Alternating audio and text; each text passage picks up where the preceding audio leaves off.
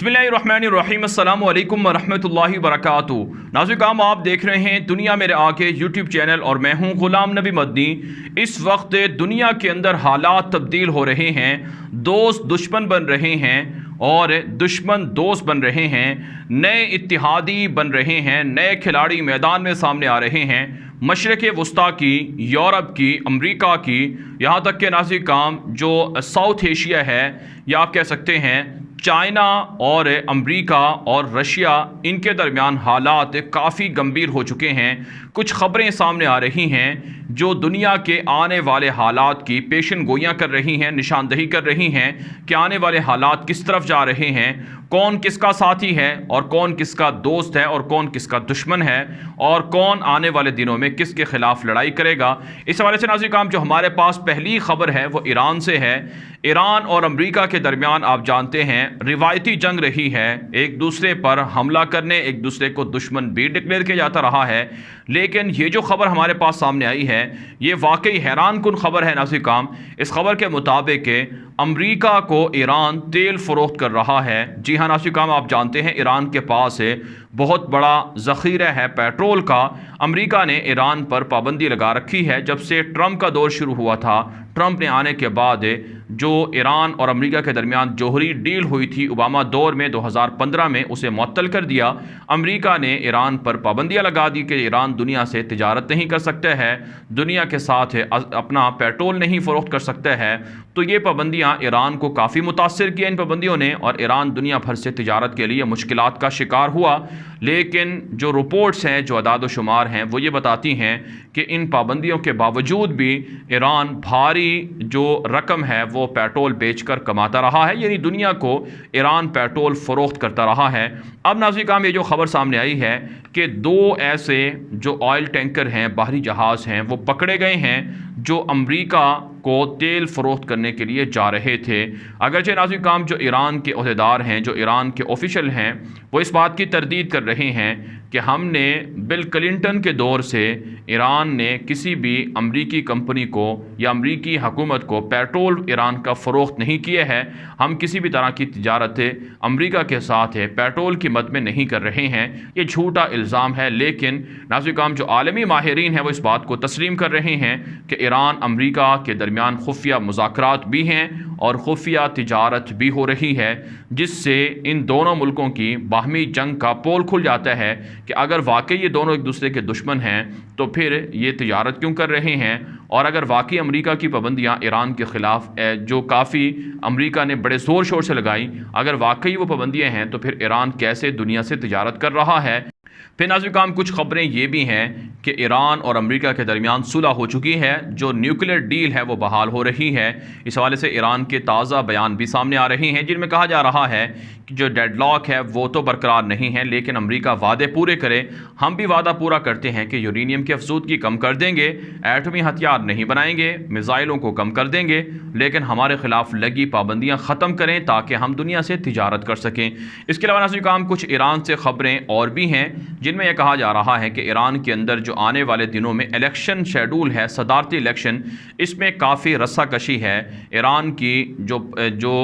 अदालतें हैं उनके ज़रिए से बहुत से कैंडिडेट्स को इंतखाबात लड़ने से रोक दिया गया है, जिनमें अहमदी निज़ाद भी शामिल हैं जो माजी के अंदर ईरान के सदर रह चुके हैं। और अहमदी निज़ाद ही ने इल्ज़ाम लगाया है मौजूदा गवर्नमेंट के ऊपर कि इन्होंने 10 अरब डॉलर से ज़ायद का नुकसान किया है ईरान का, लिहाजा इस गवर्नमेंट को दोबारा इलेक्शन लड़ने का कोई हक़ नहीं है। कहा जाता है कि जो सिपाही पासदारान इनकलाब है, जो ईरान की फ़ोर्स है एक तरह से, वो खामनाई के करीबी लोग वो इलेक्शन लड़कर सदारत हासिल करना चाहते हैं, यानी फ़ौजी सदर बनना चाहते हैं। लेकिन वहाँ के पॉलिटिशियन ये नहीं चाहते कि फ़ौज इक़्तिदार में आए, इसलिए काफ़ी लड़ाई और गहमा गहमी ईरान के अंदर जारी है। अब नाज़रीन काम बात कर लेते हैं कुछ दीगर ख़बरों की। तो इस हवाले से नाज़रीन काम एक ख़बर ये है कि अमेरिका यूरोपीय ममालिक के कई आला ओहदेदारों की जासूसी करवाता रहा है, जिसमें जर्मन चांसलर एंजेला मर्केल शामिल हैं और इसी तरह से यूरोप के कुछ दीगर ममालिक हैं جن کے آفیشل کی امریکہ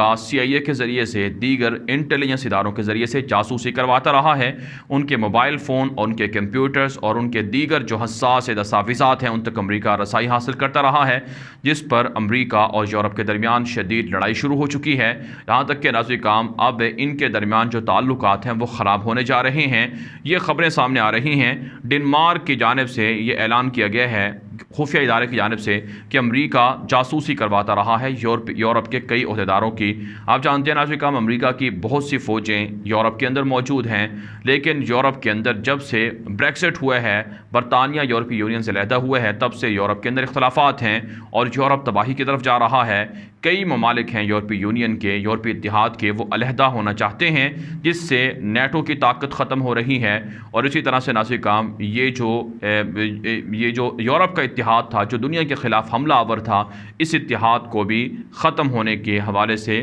کافی اس حوالے سے خبریں سامنے آ رہی ہیں۔ ناظرین کرام اسی حوالے سے ایک خبر ہمارے پاس جو تازہ خبر ہے وہ یہ بھی سامنے آئی ہے کہ روس نے اپنی فوج میں اضافہ شروع کر دیا ہے اور نئی حکمت عملی کے تحت نئی ایڈوانس ٹیکنالوجی اڈاپٹ کی جا رہی ہیں اور نئی فوجی جو چھاونیاں ہیں، جو نئی تکنیک ہے، اسے استعمال کیا جا رہا ہے۔ اس حوالے سے نیٹو نے دھمکی دی ہے اور کہا ہے کہ یہ سب کچھ ہمارے خلاف ہو رہا ہے، اور کچھ خبریں ناظرین کرام یہ بھی سامنے آ رہی ہیں کہ رشیا ترکی کے ساتھ مل کر نیٹو کو تباہ کرنا چاہتا ہے، جس کا مطلب یہ ہے کہ امریکہ اور یورپ کے درمیان لڑائی ہے، اور اسی طرح سے ناظرین کرام روس اور جو نیٹو کے ممالک ہیں، یورپی ممالک ہیں، ان کے درمیان بھی لڑائی ہے، بیلاروس کے معاملے پر، یوکرائن کے معاملے پر، اور اسی طرح سے ناظرین کرام جو روس کی یورپی ممالک کے اندر جاسوسی ہے، اس حوالے سے جس طرح امریکہ یورپی ممالک کے اندر جاسوسی کر رہا ہے، اسی طرح سے